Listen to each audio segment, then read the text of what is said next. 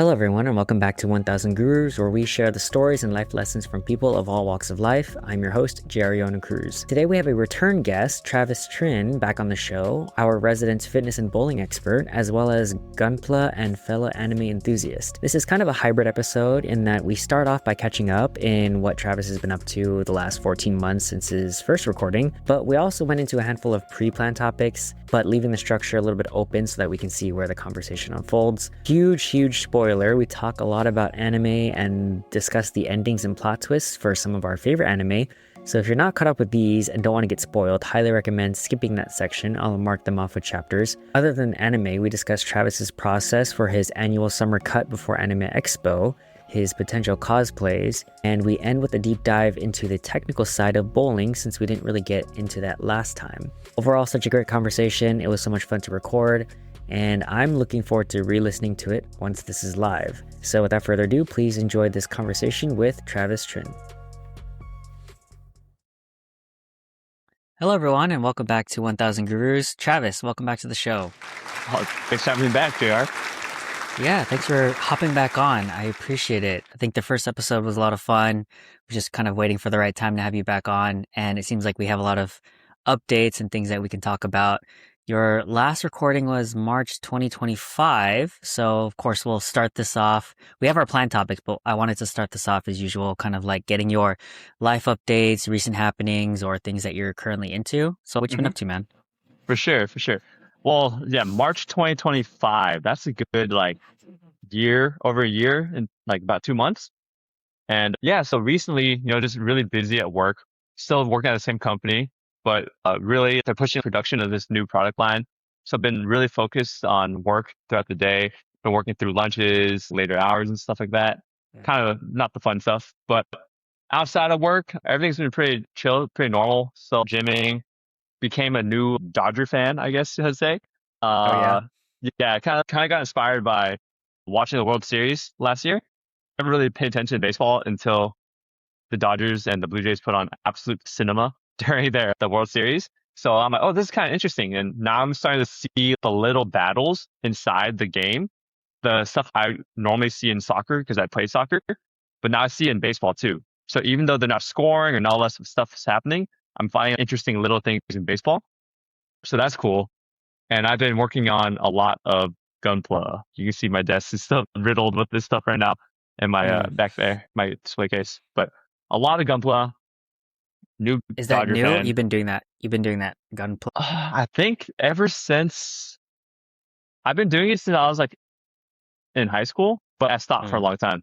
I think it was 2 Christmases ago or Thanksgivings ago, I started back up, and I have a huge backlog. You talked about your backlog of episodes. I have a backlog of Gunpla, and yeah, it's basically most of my free time is working on this stuff when I'm at home, when I'm not at the gym, when I'm not at work, and I have some chill time. It's working on this stuff.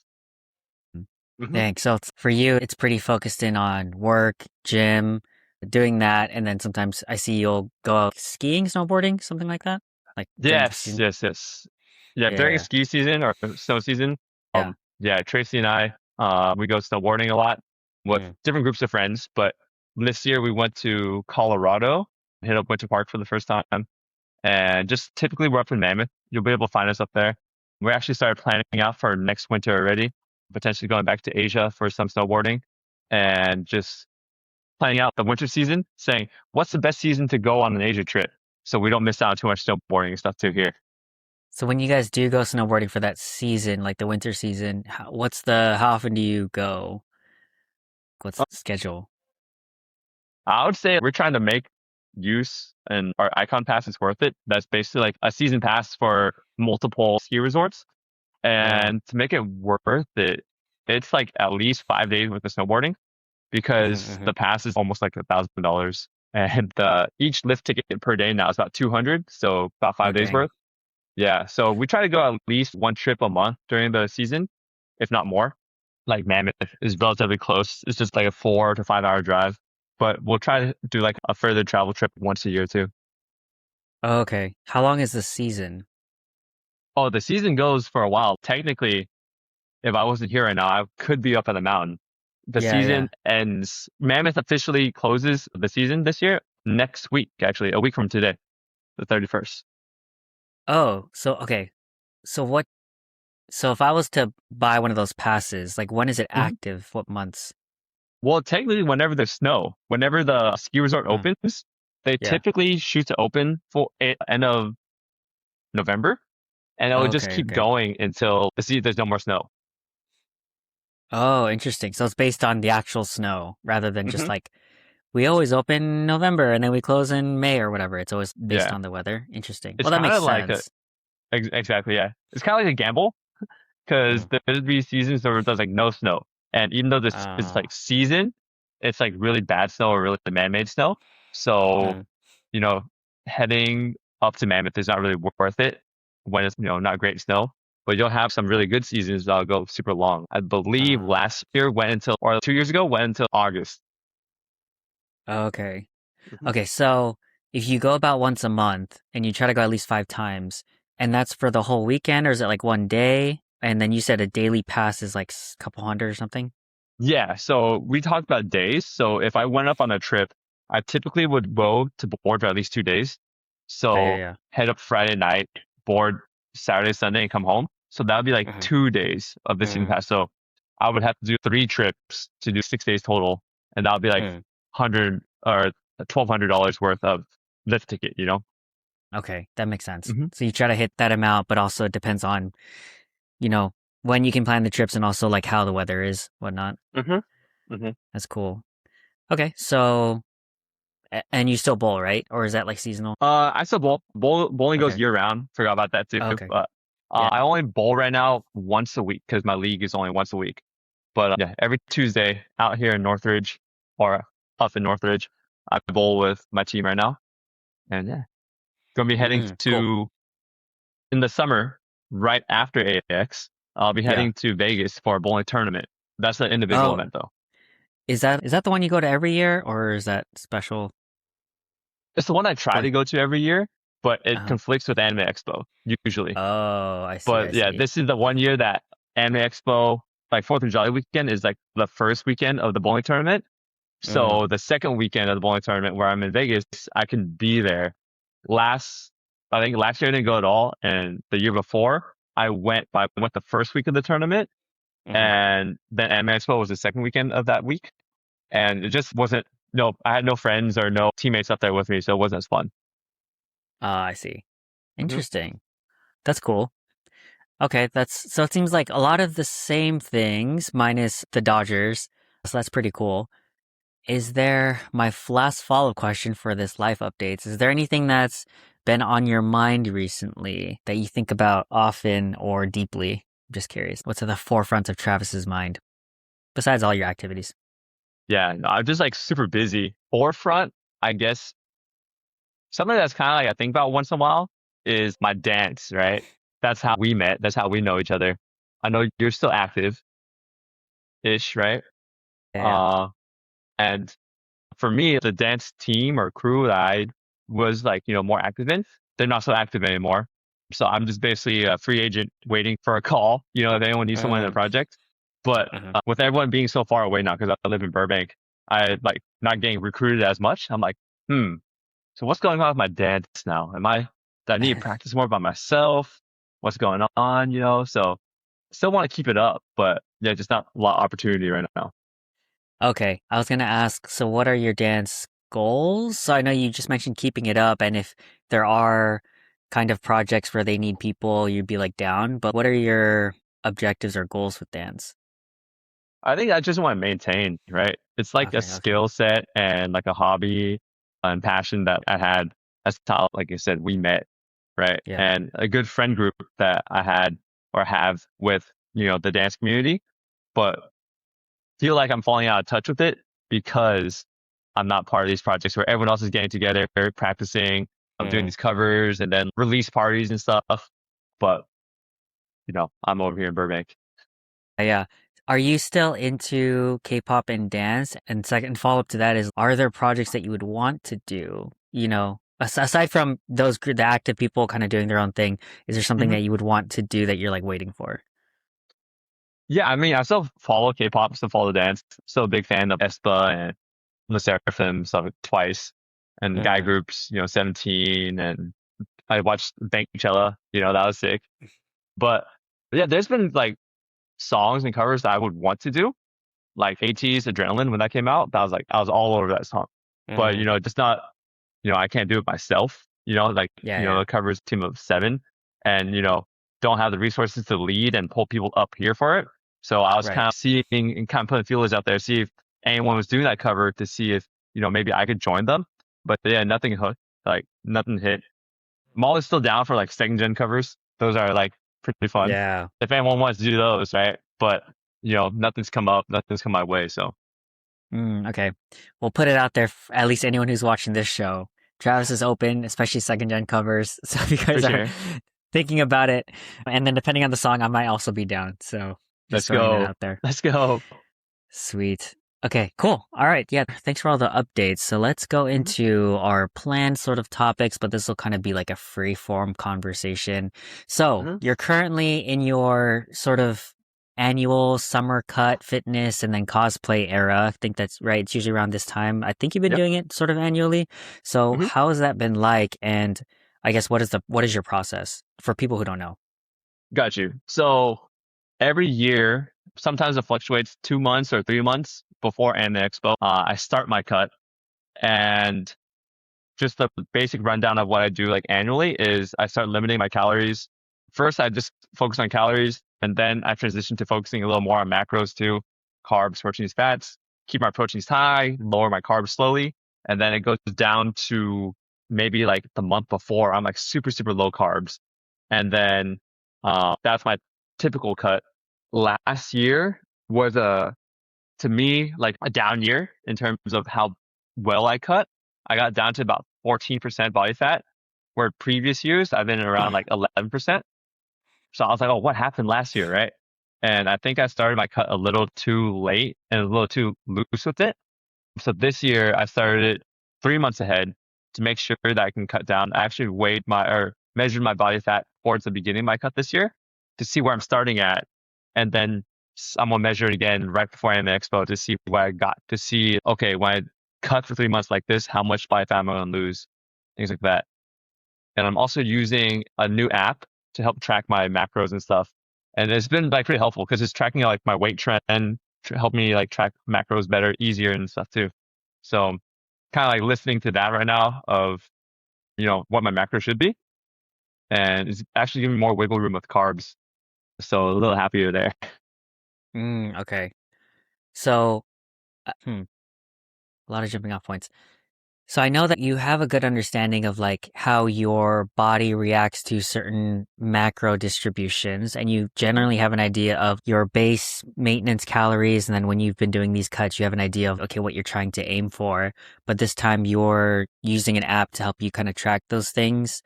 mhm, I'm wondering I'm wondering what the variance is because you said in previous years, maybe you were more dialed in and you started sooner. Last year, maybe you started too late and also you were loose with it. So mhm, wouldn't the solution just being like more strict for those 2 or 3 months for what you know you need to hit? Or is there something mhm. else there? Well, I think also being more strict could have also been a little detrimental to my cut before too. As I, get older, your body and metabolism and stuff changes. Right. So last year, like some life events happens to where it's harder for me to be super, super strict. I wasn't the only one that was kind of like determining what I wanted to eat, right?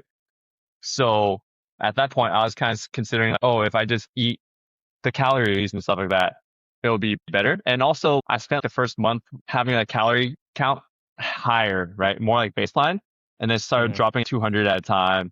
And I might have dropped too late, you know, and just stayed at that baseline a little too long. I think using this app has kind of given me more of a median between going super, super strict and just, okay, I know if I go super hard cut, it's going to work versus, okay, if I just do what I think I might be able to typically follow, it's going to be okay. Obviously, one was too crazy and one was, you know, not good enough. And Mm. this app is kind of giving me another cross reference of saying, hey, or more like justification. I think my calorie deficit should be like 200 calories. And the app is telling me the same thing. And it's actually tracking not just my weight like on a Google Sheets, right? It's tracking it and using statistics to account for variation. And it's giving me a trend of my weight rather than just the actual numbers. So it's showing me that, yeah, even accounting for variation, you're trending down. And I think it's actually been helping pretty good because I'm about halfway through my cut. And just visually already, I can see a big difference. Okay. So so the app does a better job than when you were tracking more manually of seeing the visually the average or I think what the app is the most benefit from the app right now I'm getting yeah. is a little more flexible with my calorie counting. Because before when I Okay. was manually counting, it Yeah. was like hard. So I had to basically do meal prep everything myself. And if I ever ate out, like Mm. my estimations weren't as good. Whereas this app has Right, like right. I could take a picture, I could scan barcodes, all the stuff that I Oh, couldn't do before, I yeah. can now. So it's giving me more accurate tracking. And also the app is giving me more, like I said, more carbs than I'm used to giving myself.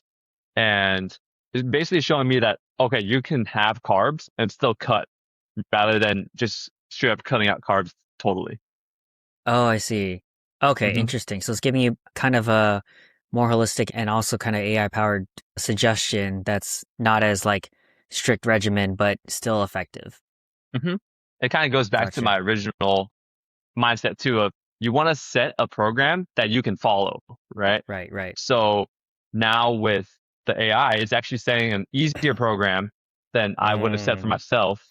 I And see. it's much easier to follow than, following a super strict one that I set.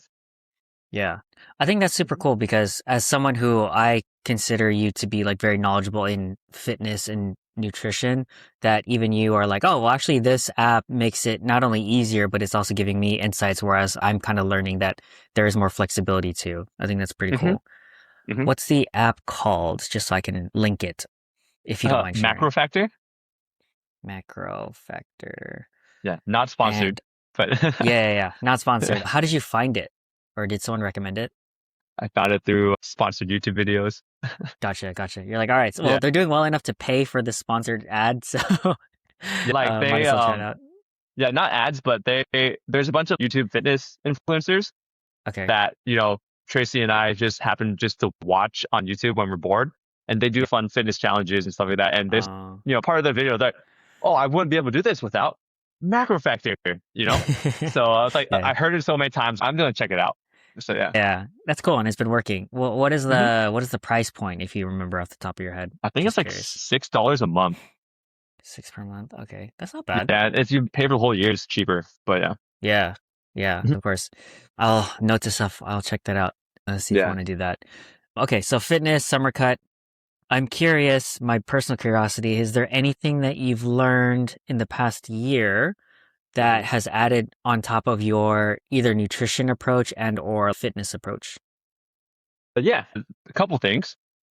So definitely since using MacroFactor and kind of like doing more research in the industry of my cut. Mhm. Before I was very kind of anti carbs, and Okay. now it has kind of reset to be. It kind of reset to being like, okay, so caloric deficit is the number one thing, but you can still get cut with carbs. You just have to make sure that your proteins are high enough, and the carbs are going to feed you energy. That's coming from not just research and watching other industry people online, but also coworkers. I have a coworker who's a Olympic weightlifter, not in the Olympics, trying to be in Olympics, but the sport of Olympic weightlifting. And he's like, Yeah. bro, you need carbs or else you're not going to be able to work out as well because that's your energy, right? Right. Now, if you go to full ketosis, that's fine, but you're going to lose some weeks there trying to get into ketosis because your body has to Oh. transition into using fats instead of carbs for energy. So it's so ketosis can still work and being on like Hmm. high low carb, high fat, but it that whole adjustment 2 week process will kind of set you back time wise. Is that what you're saying? Hmm. Okay. Yeah. And like at this point, I guess I'll know at the end of this cut, but Yeah. is ketosis really necessary to cut? You know, Yeah. it worked for me before, but is it necessary? Yeah, I Mhm. remember you saying that before when we chatted about this. In previous cuts, you were very ketogenic and it worked. And then the last year, you're like, okay, well, I also learned that I can now eat more carbs and still have a, generally the same cut, which is, I Mhm. think, ideal because ketosis is pretty strict or it's really hard to maintain, Mhm. sustainably. And then you said it mostly worked, but then at least as of last year, you're like, okay, I could have been a little bit better, started earlier, etc. But now you're Yeah. really kind of leaning into, okay, let me really see if I'm not strictly ketogenic, how this can really work out, right? Yeah. Because I think even last year, that was when I wasn't super keto, Yeah. but it was more of a caloric deficit thing last year, I think, where I wasn't, you know, quick enough on my caloric decline and was kind of like sat around my baseline caloric deficit for too long. I see. That's What my was the assumption. yeah, of course. What's the benefit of sitting at your baseline for longer? What was the rationale? As opposed to just starting it right with your cut, you start at that Mhm. minus 200 or whatever. Got you. I think so. What happened was the previous year when I did a 3 month cut, like I got super, super cut right before a month out already. Yeah. I was Yeah. like a month out and I was like super shredded. And I was like, Oh, I'm still a month out. So maybe I spend the first month of my 3 month cut of just sitting around baseline to get yeah. used to, tracking calories again and then going to my cut. Oh, Yeah. I see. Okay. So it was like, okay, I got the results really early. So the next time, maybe I'll use that first month to just kind of acclimate and then Hmm. do the cut for the two. Gotcha. Okay. And then so now you're going into this with, sorry, just to go back. So your learnings was now you can do carbs or at least more than before, take your goals, and if ketosis really necessary. Anything else that you've learned or have trying to implement that's new? Something that I will try to implement just because I don't want to mess up with my caloric burn rate right now. And Yeah. I'll implement it post AX is switching up my workout split from a push pull leg split to a Yeah. lower upper split. So Okay. yeah. So instead of Why is doing, that? yeah, so push pull legs only really works if you go to the gym 6 days a week, which I am Yeah. right now. And it is kind of favoring your upper body a little more, which is totally okay. But it really makes you go to the gym 6 days a week. And when you're going to the gym 6 days a week, you're not giving yourself a lot of rest. And maybe your muscles are resting because you're only hitting, your chest twice a week. You have a 2 day gap to where it can recover. But your central nervous system, just of being pushing your body every day, might not Mm. get a chance to recover. So I'm thinking of going to lower upper. So I'm still hitting all body parts twice a week, but really focusing on giving myself a little more rest. And coming from, the research I've done and also from just coworkers and people I've spoke to at the gym and stuff like that, they say, yeah, I actually made a lot of improvement when I implemented more rest into my regimen. So I really want to try that to see if that's going to help, me make more gains. Okay. So in push pull legs, that's 6 days a week, but in upper Hmm. lower, what does that look like for the week? It would look like, let's say Monday, lower body, Wednesday, upper body. Then you can go Saturday, Sunday for lower upper again, right? Or Friday, Saturday. So it was only 4 days a week Okay, okay. instead of Oh, so so four two. days a week. Yeah. Okay. Gotcha. As opposed to 6 days, push pull Hmm. legs times two. Hmm. Yeah. So lower Interesting. upper, it would be lower upper times two, which is 4 days. So you think that, so going from 6 to 4 days to get more rest to see how that works for you or how Hmm. your gains might improve. Okay, that's cool. Hmm. I like that. I've seen, obviously, I'm familiar with these different splits too. And Hmm. I've seen another version where it's like a hybrid where it's, let's say Monday, Tuesday is upper lower and then rest on Wednesday and then Thursday, Friday, Saturday is push pull legs or something like that. And they'll kind Hmm. of cycle that as like a 5 day a week sort of thing. So I thought that was interesting. Hmm. But yeah, I'm curious to see how that'll work out for you since you're like, you're so used to what you do now. Hmm. Okay, so fitness, nutrition, I think we covered that unless we missed anything. So now cosplay for Hmm. AX at a 4th of July weekend, right? You were Yep. mentioning how you're trying to do 4 different cosplays. You have two set, if I'm not getting that wrong, and you're trying to look for two more. Yes. At least one more because I could Okay. have like a chill day, but Oh, preferably two more. yeah. So what are you Yeah. Especially currently? Go ahead. Oh yeah, especially since the two that I already chose are pretty chill. The other two, I would like to look more, more involved cosplays. What are the two that you have now? Okay. So, number one, just because I was talking to other people who cosplay and said, you should just do what you like, do what you want. Yeah. Don't care about relevancy too much. Don't care about what other people will say. So Yeah. I'm like, main character from Rent a Girlfriend. Of course. Your current favorite anime, right? My current, I would say, okay, Okay. current favorite anime that I'm currently watching because Sure. it's the slow season Yeah. right now. Yeah. Right. Um, Interesting. yeah. So you're just gonna just wait, what is his outfit is just clothes, right? Or yeah, do you have something specific in mind? well, I'm getting his clothes, right? Because he has a very first season. He does change clothes, but there's a look that's his. It looks like a Naruto Oh, shirt. It's like an orange yeah. T-shirt with a spiral Yeah. here, but then he has a Yeah. black long sleeve under like this, and then white pinstripe pants, and then I'll get a wig to get his hair color and everything. But that's basically it, and it's like Okay. not very on character for me because you're like, Travis, your clothes is on. That's Yeah. What are weird. you doing? You're wearing too much you're wearing too much clothing. What's going on? Yeah, you're wearing too What? much. You cut for 3 months just to wear clothes? Like, That is kind of funny. yeah. So I Why chose not like that. why not like a Hmm? sexy version of that, like a topless version or something, or a shirt open version? I could. I mean, they do go to a beach resort in the, Oh, recent episodes, but yeah. I think the point of his character is he's not supposed to be that sexy cool character, That's Right. the kind of the point of Rent a Girlfriend. So Yeah. it would kind of defeat the purpose of me being sexy, Yeah. Kazuya. Right. But Okay, I get. that's also what I'm gonna pair up with Tracy. For those of you guys who Mm. don't know, Tracy's my girlfriend. I keep saying her name, but That's- she's also going to be cosplaying the main protagonist mm, girl from that. So we'll be paired up for that one. that's cute. That makes sense because I was meaning like, okay, so your character, it would make a lot of sense if you were to pair up, and because it's okay, I see. Like a duo. hmm Yep. So that's my first cosplay, and that kind of came about like when my friend was like, "Why does it have to be like one of these requirements that you set for Mm, yourself? It should just be something that you like." And I'm like, you know what? That's the anime I watch the most right now, or Yeah. one animes I watch the most right now. So just do it. You know. Yeah. Yeah. Cool. And What then about the the second second one? one, we were kind of talking pre-show about like how to pick a cosplay for me. And this one was, I was actually shopping, browsing for soccer jerseys because, World Cup's coming up. My favorite soccer team, Manchester United, just released a new kit. So I was like just browsing and I'm like, oh, the Japanese jersey from the World Cup, that's going to be happening in about 3 weeks. I was like, that looks clean. The World Cup will be happening during Anime Expo.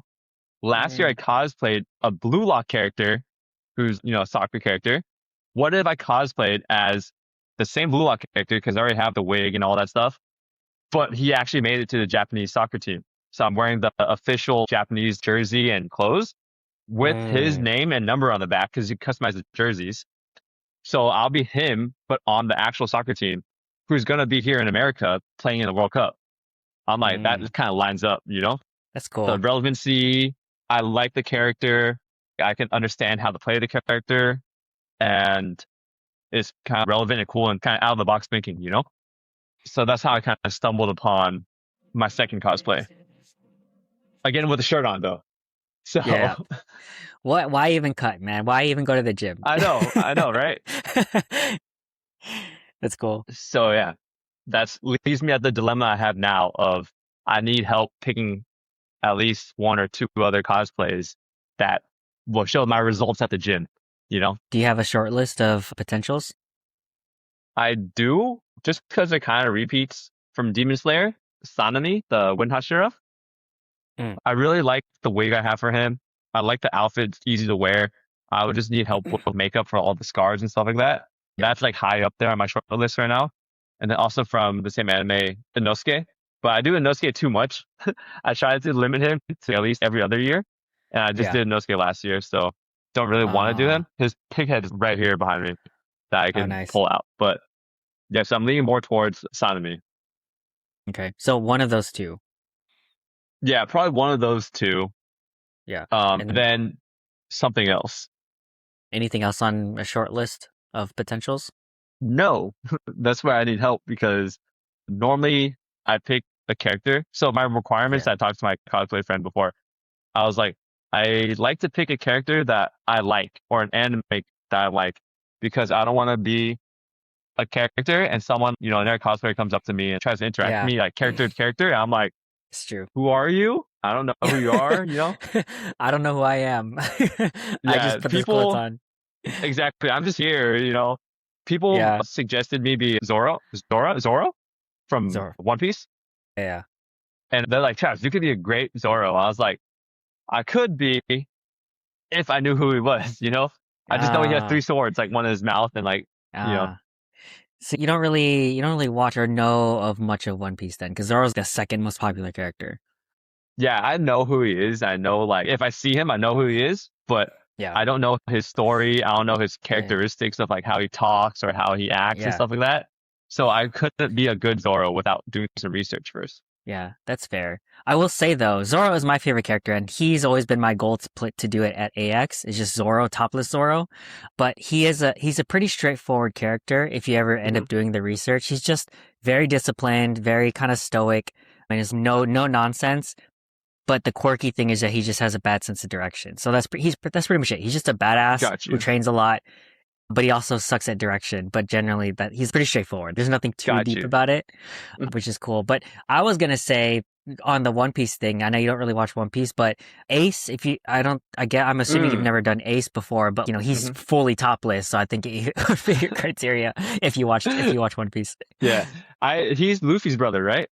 Yeah, his older brother. Yeah. I know a little bit about it. I just don't know his background and character too much. Yeah, Same with like Zoro. Yeah, he could be stoic and chill, but what's his relation with other characters? So if someone comes up to me cosplay that's yeah, like Luffy, how would I yeah, act with that Luffy cosplayer? yeah. That's true. Dang. Okay, if you ever do get around to this, I could definitely help coach you on the personalities. Because yeah, Ace is just the TLDR for the audience. So like, Ace is Luffy's older brother. He's very Hmm. chill, but very independent, but very fire type, very ambitious. He's the son of the former king of the pirates, so Gold Roger. He's his son that he never really knew, and his main motivation in the whole thing, up until he leaves the series, is that he just wants to find a family that loves and accepts him as he is, because he always thought he was like a burden, because his father, who was the king of the pirates, was hated. And so if anyone found out that he was the son of the king of the pirates, he'd be attacked. And so his whole search of being a pirate was to find a family to just love him as he is. And then his character arc ends with him realizing that Luffy and his whole crew, the Whitebeard pirates, like sacrificed their lives, basically put their lives on the line to save him. And so that's kind of like his whole motivation, which is great because he's also the older brother figure to the main character. So he's like a very compelling character. And Luffy Yeah, knows that Ace is his brother. yeah. So they've been brothers since Luffy was 7 and Ace was 10, I think. But they have been out of touch for the last 3 years until they met again when Luffy started becoming a pirate. So Hmm. they're kind of like very independent people, but when they see each other, it's like that whole brotherly vibe. So I think to the point of, let's say in the future, if you were to ever be Ace, you would only really need to know how to interact with Luffy's, because he doesn't really talk to anyone else besides them Okay, in the main cast. Yeah. So I think that's very interesting. got you. I can do that. But That's yeah, not too bad. I've seen Ace yeah, cosplays around. He wears like a yeah. hat, right?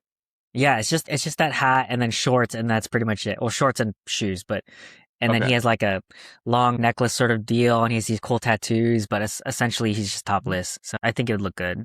Does he have the long black hair too, like this? I don't remember. He's usually wearing his hat. He has black hair, but I don't think it's long, if Okay. I'm not remembering mistaken. Okay. But yeah. But Anyone who goes dual. to the, sorry, go ahead. Oh, sorry. You go for it. Yeah, no, I was like, anyone who's been to like any sort of conventions or something probably has seen Ace, because he's again one of the top 10 favorite characters. For sure. Yeah. Yeah. So, what were you Definitely saying? think it's Or doable without a wig, I think. oh yeah, oh yeah, Yeah. yeah, for sure. If you had the hat, I think you can get away with it with your hair. Okay. Cool. Yeah, Then maybe I'll nice. consider Ace. You Yeah, definitely. honestly, there's a shortcut. Obviously, I don't think you would do it, but in the future, there you could just watch certain episodes. I'm sure there's a compilation of Ace episodes because it's not a Uh-huh. lot. He's not a main character, so then you could get the gist of it and then just do a quick wiki search and be like, okay, I think I can do this character because he's not Got you, got super you. main. He's a very Uh-huh. peripheral character. Yeah. Yeah, but Is this your anyways, way as a One Piece fan to get me to my gateway 100%. entry into I One am Piece? I am definitely always evangelizing One Piece whenever I can. So Just feel like every other One Piece fan out there. I have three coworkers who yeah. love One Piece, and they're just Mhm, like, mhm. watch it, watch it, watch it. And I'm like, it's 10,000 episodes. I can't watch this. Yeah, of course. I have a friend of mine who she recently got into One Piece, and as she was watching the first 300 episodes, or the first 200 episodes, she was like, "Oh, I think my new favorite character is Ace." And I'm like, "Oh, really? Get back to me in like 200 more episodes and let me know if he's still your favorite character." And she's like, "What does that mean?" I'm like, "I don't know. Just let me let me know if this changes." So yeah, that's pretty funny. That's awesome.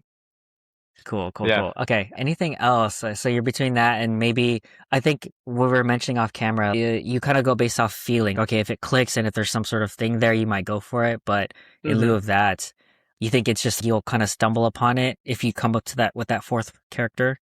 Hopefully, because right now, yeah, I kind of stumbled upon the Japan national team Nagi cosplay. Yeah.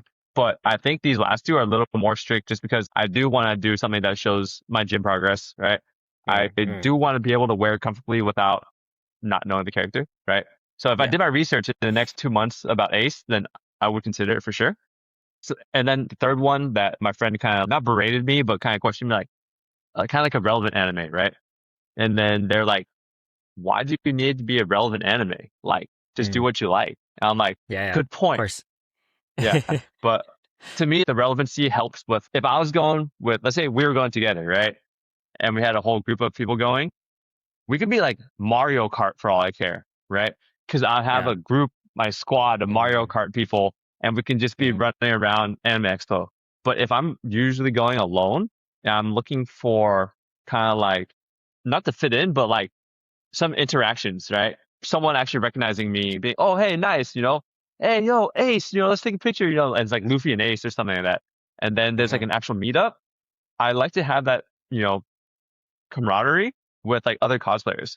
Because if you're Yeah. wearing like a random, out of the park cosplay, no one's going to be like, Yeah. oh, yeah, let's take a picture together or the nice cosplay for you're my brother. Yeah. Yeah. I wanted to ask about now anime. Current favorites, why? I know you mentioned Rent a Girlfriend, and then we were kind of chatting about the same ones that we both watched. What do you want to start with first? We could chat about the same ones that we both watch. Yeah. So, okay. Yeah, I think I mentioned this when we were chatting, but I kind of will have, there's the big anime that I almost rarely ever catch up on. And then there's the staples like the My Hero Academias that I'll catch up on like all at once. And then there are like those small one season ones that I'll be like, okay, well, this looks like it has good reviews, and I'll kind of just go through a 12 episode one season one. And then sometimes they'll have a second season. And then you have ones like Chainsaw Man or JJK or whatnot, or hmm like I mentioned Windbreaker or like Doctor Stone that you also watch that you kind of just catch up on as you go. So hmm I've in my subscription, I kind of just every 2 or 3 weeks I'll do one or two short one seasons and then I'll just kind of do other things and go back to it. But what is your current anime watching sort of cadence been?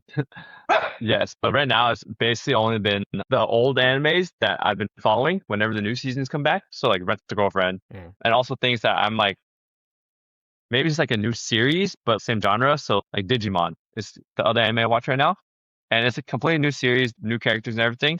But since I'm like very familiar with Digimon, I'm just kind of checking it out. And it's not too much. I don't have to think too hard and follow it too much. It's just like Mm. 30 minutes of Digimon, every Saturday or something. So it's relatively easy. I guess I have been kind of watching other anime by listening to it because a lot of my free time is coming towards this Gunpla stuff. So if it's dubbed, I'll watch it. I'll just put it on the background and I'm listening and I'll look over when something crazy is happening. But uh it's more like background. That's why I would watch it dubbed. So if something like One Piece was dubbed, which I'm pretty sure it is, I could just put that in the background and just let it roll. Yeah. I'm the same way too because I'll be multitasking. Hmm. And so if it has a dubbed version, I'll go into that. But if it's like super new or there's too much action going on and not a lot of dialogue, then I'm like, okay, let me watch it. But then now I'm so used to the dub, I'm like, oh, this is fine. Like, I get the general thing. Hmm. So it's kind of like an efficiency, practicality sort of thing, right? Hmm. Yeah. Like I'm similar with you. Like the big ones, My Hero, Demon Slayer, JJK, all those things. Like I already follow it, so like I feel like I have more of Yeah. an urge of what happens next. So I have to watch it, right? Yeah. But if someone recommends me, which I'm sure there'll be great animes, right? But if it's like a new one to me, I don't have as much of a drive to be like, okay, let's set aside some time to watch this anime because I Mm. don't have the what happens next type of feel to it. Yeah, definitely. Hmm. I want to ask about since we both watched the Chainsaw Man movie and Demon Slayer movies that came out semi recently, but one recommendation I want to throw your way to put on your list is Windbreaker. Have you heard of it? I've heard of it. It's like the high school Yeah. fighting one, right? Yeah, it's like a high school delinquent sort of fighting one, and it's pretty popular. When I went to Japan last year, there was like promo stuff going on about. I'm like, oh, I didn't know it was this big. Hmm. But I think you'll like it, especially since you're like a Cobra Kai fan. Yeah. It is has that sort of fighter essence anime to it, but it's a newer, right, like a new gen sort of anime. So they kind of do a really good job, I feel like, with the characters, the plot, and the total, like the overall vibe. It's a fresh take on a sort of tried and true trope of the delinquent fighting it, like high school anime. Hmm. Is I there like it. shirtless characters? Ye- I, I think so. I mean, Okay. I think they're all pretty relatively buff, but see, everyone wears uniforms. So they typically have clothes on, Hmm. but I don't remember, but I don't doubt there's at some point they get topless, but I don't think anyone is specifically always topless. Okay. But maybe I'm wrong. Okay. And it's only 2 seasons, 12 episodes each or something like that. Okay. I think you would like it though, because I really enjoyed it for that. It's not like that's my favorite genre, but anyways. Okay, so Chainsaw Man movie, Demon Slayer movie. Hmm. You're you've caught up and watched both the animes, right? Yes. Okay. So what overall thoughts, or how do you feel like it fit in, or how well did they do for the movies? So for the movies, I think I like the Chainsaw Man movie better than the Demon Slayer Hmm. movie. One, because I felt like the Demon Slayer movie was literally like 5 episodes of an anime. And since it is like a three-part trilogy, there's no good ending to it, right? It's still going. And it didn't really format itself well, in my opinion, as a movie. Here's the beginning, here's the middle of all the conflict, and here's the end, right? It's kind of like really episodic of here's this fight, here's this fight, here's this fight, and there's more fights to come. And it didn't really feel like a movie. Whereas Chainsaw Man, they put the whole arc as the movie. Hmm. So you have the introduction of these characters. You don't know what the real issue is yet, and then you realize, okay, here's the main problem. Here's the antagonist, and then there's the resolution of what happens at the end. And even though it's still like an anime where it leads to something else, you finish the whole arc in the movie, and it was definitely more like Mm. artistic. There's whole scenes of more visual and audio, not so much just like your typical episode of a shonen. Yeah, I totally agree. It feels more like a complete story, like Hmm. a how movies should be like a complete thing, even if it's a part of a larger narrative or a larger story. Hmm. Chainsaw Man, it was cool that they did a whole arc in one and however they had to fit that in, but yeah, it was nice. And I think movie wise overall, like the music, the art, the pacing, the action, everything, from all the analysis channels I even watched too, generally people loved it. The Uh-huh. Demon Slayer movie, I think the same from what I heard, because they're trying to adapt basically the last arc into 3 movies, if you split it by a season, like 12 episodes or whatever, then each movie is basically 4 episodes or something. Hmm. And to your point, I think that's what it feels like. It feels, oh, they just played 4 episodes or whatever. And now it's like a mid ending of this movie, but I leave the movie feeling like, okay, I know there's more, but it didn't feel a complete experience. So I Hmm. totally get that. Yeah. And it's not like Demon Slayer can't make good movies. We all watch Mugen Yeah. Train, and Mugen Train was like amazing. But I think Mugen Train also did a thing where it was a whole arc, right? The whole train Mm, battle, the whole arc was beginning to end. And had a pretty dramatic and satisfying ending to that movie. Even though the arc continued a little bit after, I think the Mugen Train Demon Slayer movie was much better than Infinity Castle Part 1. Yeah. Don't you think it's also a little bit difficult though, because that last season arc or whatever, Infinity Castle, is like there's so many different plot points going on that there is no one cohesive story arc of beginning, middle, end sort of three-act system where it's like there's a main boss that you're trying to fight against and then Mm-hmm. you overcome it with resolution and climax. Because it's like an ongoing full season story, do you think it would be possible to make those into actual cohesive, clear movies? You know what I mean? Like there's so many Yeah. parallel things going on, it seems Yeah, like. no. Yeah, even with the three fights in this movie, it was like kind of like parallel, right? And Right, I definitely yeah. think it's difficult. And maybe when all three movies come out and I watch them all back to back to back, it'll be fine. Right. But yeah, just as like just The one experience part, itself. yeah, it wasn't like Yeah. all there. And I'm not sure if I'm answering your question, but yeah, I'm not really sure if it's possible to kind of make like the Yeah. Infinity Castle arc, all one movie. You know, it's Yeah. kind of hard to Or like see. three cohesive movies, right? Like Hmm. clear. Yeah, I get you. Yeah. Because I mean, obviously that was the direction that they wanted to go in because of probably money, right? Hmm. I assume. Yeah. And also, Yeah. I do appreciate that they're trying to give each fight a little more substance and respect it more. And be like, hey, Mm. this deserves like a big screen, like 45 minutes worth of fighting. But yeah, I mean, the art, the animation, the drawing was amazing. It's just kind of like the story itself was like, is that like it?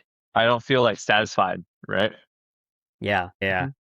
And another big thing for the Demon Slayer movie is like what a lot of people were mentioning was how it felt super imbalanced because the first two fights, right, were like super short, and then that last one was like Oh half the yeah, movie. yeah. And you're like, okay, that I get why, and that was like the headliner fight or whatever. Hmm. But when you look at it holistically as like a whatever 2 hour experience or whatever, how long it was, you're Hmm. kind of like, it felt really unbalanced. Like these two lightweight division fights took like 5 minutes, and then this heavyweight one took like a full hour. You're like, that was weird, but okay. Yeah, yeah. No, I was about to say that. I was saying like, you know, I appreciate how they gave like all the fights like their time, but then I remember like, yeah, Hmm. the second fight was like super short. Like literally, like it was an epic moment, right? But compared to the whole like Hakuji fight, Yeah, it was like super short. But also like the way that they paced it too, like it was intense fight, and then a huge like right. 45 minutes of backstory, you know, which Yeah, was a like very flashback. Yeah, exactly, and it was a very touching and heartwarming backstory. Like I really made me tear up a little bit, but it just felt weird. Like if I were right. to Because the watch this, pacing just yeah, felt weird. Like the energy was weird because it was just like a break, even though it was well done and it was necessary, but it felt like in a movie context, you're like, this feels like a weird sort of side tangent. yeah. It's kind of if you were to watch like the abridged version of the series, right? Do Hmm. people care enough to not skip over his backstory? Which I think is very Mm. important for sure, but maybe it could have been like a shorter section. Again, it's also like one of my favorite parts of the movie, so it's hard for me to say that too, but it just felt a little out of place or like unproportional. Yeah, I agree. Mhm.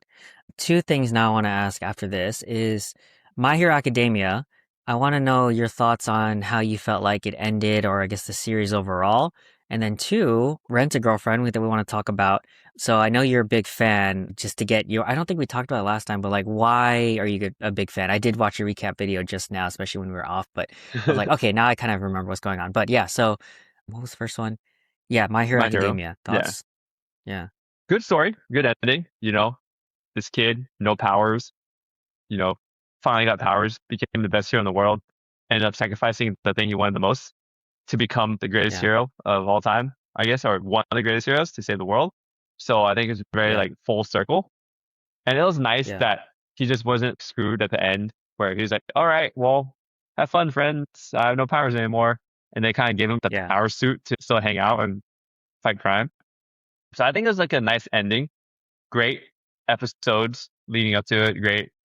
All the fights and everything. Bakugo I don't know, care about spoilers talking here? yeah, Everyone's yeah, seen it, yeah, right? yeah, yeah. Go ahead. Yeah, people Yeah, spoiler Bakugo, alert like for everyone. I'll put a spoiler alert in the beginning, so go for it. okay, for sure. So yeah, Bakugo coming back to life, That and was coming in, crazy. that was insane. Bakugo was like MVP. That fight where he was fighting All for One. Dude, I rewatched Yeah. those sequences so many times. I was like, hmm fuck, this is crazy. Yeah, and like out of my hero, my favorite character has always been Todoroki. But even me as a Todoroki fan, towards the end, I was like, bro, Bakugo and Deku are killing it right now. The way that they're fighting and the animation is amazing. So like Hmm. much, very much enjoyed the ending of My Hero. Yeah, I was gonna ask because I know there were mixed reviews on the ending. So, but you generally just liked it. You're like, oh, that was perfect. I like the way it ended it. hmm You didn't feel like they could change anything. I don't think so. I think it was like a nice full circle. Like, did he end up beating him with a little, talking powers? Maybe, Little talk no jutsu. Yeah, Yeah. talking about Jujutsu, but I mean that's what it's all about. Like Deku, yeah, he's strong, but what really defined him as a character was his personality, right? He has the best powers in the world, and maybe not as strong as All for One, but he could have really decimated All for One and destroyed Shigaraki at the end. But he knew he always wanted to save that little boy inside the whole time, and it kind of killed him a little bit at the end, or not killed him, but like hurt him knowing that he had to basically kill Shigaraki. Shigaraki was cool with it, right? He was like, "Hey, free me from this because I'm stuck." And that was like his struggle the whole time, right? So, Yeah.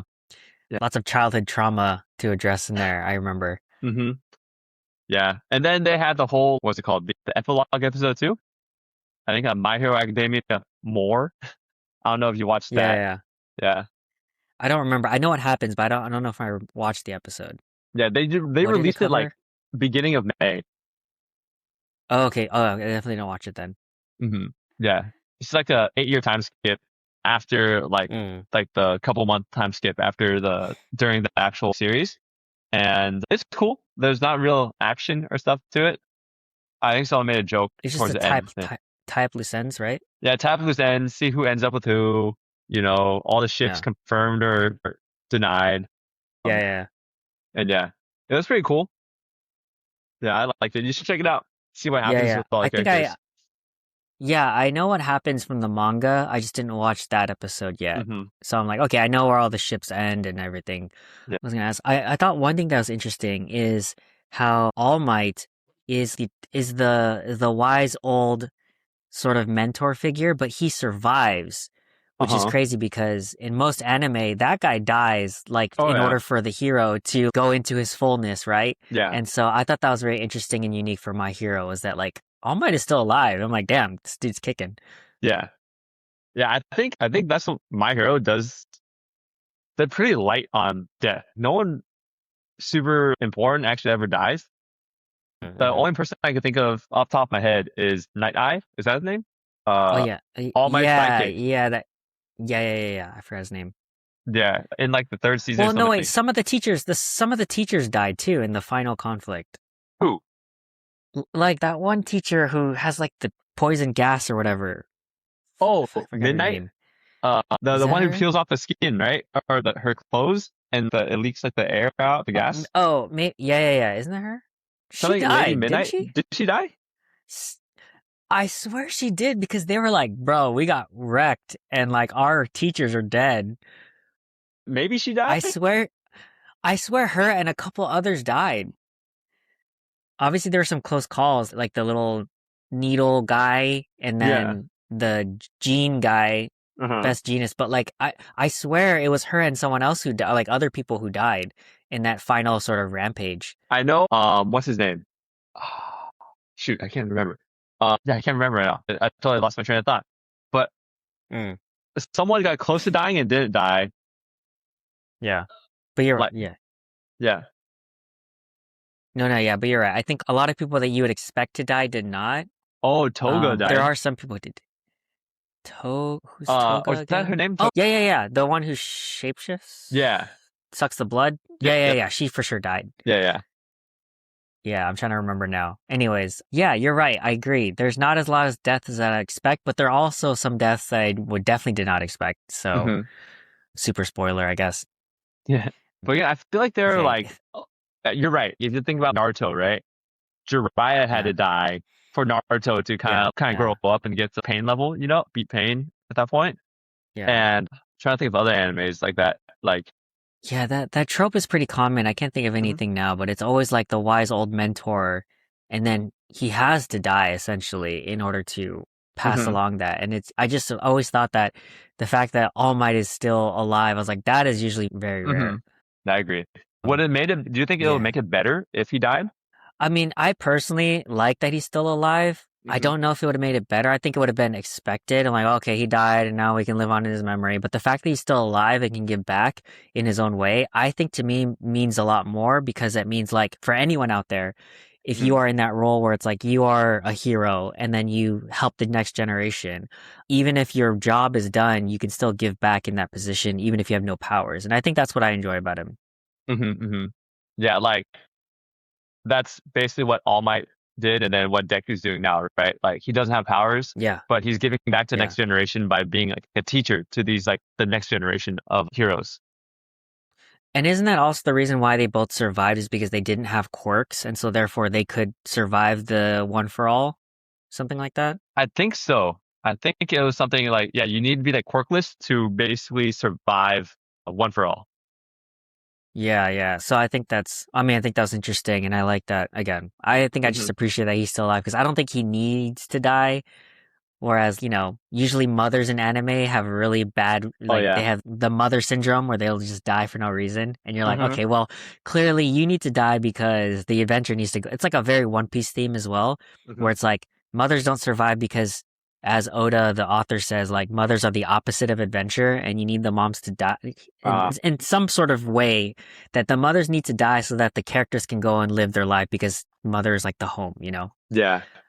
Which is so tragic because you're like, oh, there's like right now One Piece, there's a backstory, or Hmm. sorry, in the last year's worth of manga, they were like so far three moms have died, possibly a four will die because they're all flashback moms, and you're like, okay, Oh no. usually people don't survive flashbacks, but the fact that we've had three or four moms in flashbacks in the last year is not a Uh-huh. good sign. Oh dang. Yeah. Mortality rate for moms are pretty high in One Piece, yeah. Dang. Yeah. Don't be a mom in anime, Exactly. Don't be a especially mom One in anime, Piece. especially, yeah, and especially don't be a mom with that one haircut where it's like a braid, but it goes down one side of your like shoulder. Oh That yeah. mom haircut is very lethal. Like if you look like that as a mom, you are gonna die in the next You're chapter. toast. You're toast. It's so funny because it's like a totally a meme and it's totally true. Yeah. Next time I see a mom like that, I'm like, well, GG's. Now, Yeah, thinking about don't that have though, any there shonen. is one mom Yeah, who survived forever with that haircut. I think it's that who? haircut. Ash's mom from Pokemon. Oh, that's true. I Well, think she has that. I people don't know don't if it die comes in down one Pokemon. side. Huh? Yeah, yeah, yeah, yeah. Yeah. She has that vibe, but no, but there's Yeah. no. Is there deaths in Pokemon? I'm not really. I don't really watch. I don't think there's deaths in Pokemon. That's why. But Yeah, yeah. okay. Even So that's Pokemon probably don't why die. she lives in a safe universe, I guess. Yeah. But other fight battle shonen, it's Oh very yeah. tough. Yeah. Like Any Aaron's mom from whiff of Attack on Titan. violence. Huh? Oh yeah, everyone. Yeah, everyone, especially in the fighting animes. Hmm. Yeah. Attack on Titan. The mom dies first episode. Yeah. Bleach, Oh. Naruto. hmm Oh yeah. Yeah. Bleach. A bunch of moms die. Oh Like yeah, of course, very lethal. The yeah. mom disease. Yeah. Yeah, One Piece, most moms are dead. And the other big ones. A lot of them, basically. I think a lot. Yeah. Either you're born an orphan or your mom dies. Yeah. Your mom dies giving birth to you. Yeah, of course, yeah. Yeah. That you have to, or you can't be the main character of the show. Hmm. Okay, think that's all the things I wanted to ask about the movies. So what about Rent a Girlfriend now? So again, I've watched the first three seasons, not the fourth one, Hmm. but what are your general thoughts? And or I'm just very curious, like why are you so hype about it? So it's like one of those shows that are like some of my non-anime friends calls it like, just like TV trash or TV garbage that you consume because not much going on, but people like seeing drama. Mm, Like shows like Love mm, Island or what's the Korean one? Singles Inferno, you know? mm, mm, It's like drama that's not yours, but you like watching it. So kind of something like that. So I compare it to kind of like my guilty pleasure of something like a Singles Inferno thing. But Right, I think right. what really drew me to it at first was first it was this random anime I put on to go to sleep. And next thing I know, I watched the first 5 episodes like in the middle of the night Of because I was course. like, wow, it like pulled me from episode to episode, like what happens next, right? Mhm. But also I think I see a little parallelism of the main character and me, like growing up. Like before I started dancing and getting a little more self confidence from going to the gym and just performing on stage and stuff, I was like a shy dude, you know? So the main character in Rent a Girlfriend is kind of like a loser. And that's what they make him out to be. Like either a loser, like socially a loser, or, not, well, that's the best way. But as a person, like on the inside, like he's like a good guy in general, you know? He might have some weird like fantasies that pop up because the anime is the anime, but like Mhm. at the core of, I think the main character's, soul, he's like just a good guy. He's doing stuff to help other people and not to hurt other people. And that's like his thing. So I kind of saw that, oh yeah, this good guy, he's an underdog. I'm rooting for him. I'm watching this anime to see if he has a good ending, right? That's what's kind of drawing me to Rent a Girlfriend. Yeah, I can see that definitely. As you're saying that, I'm thinking like, are there any other anime? I feel like there are where there's like the loser guy. And for transparency, like I do like some of those slice of life sort of romance like Hmm. anime as well, like here and there. And in between the whole fighting ones, it's like oh, this is just a like a love drama sort of thing. So I do like those as well. But like, Hmm. are there any other animes that follow that trope that you're saying of a loser sort of dude and then but he's a good person?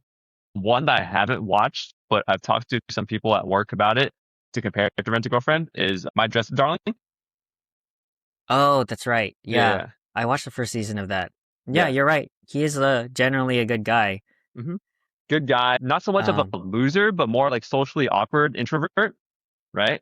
Yeah, but And then he's passionate about what he does. hmm so again, I know a lot. My Dress Up Darling has gotten a lot more positive feedback than Rent a Girlfriend, and I think Yeah. that's more so because of what happens outside of the actual anime of Rent a Girlfriend.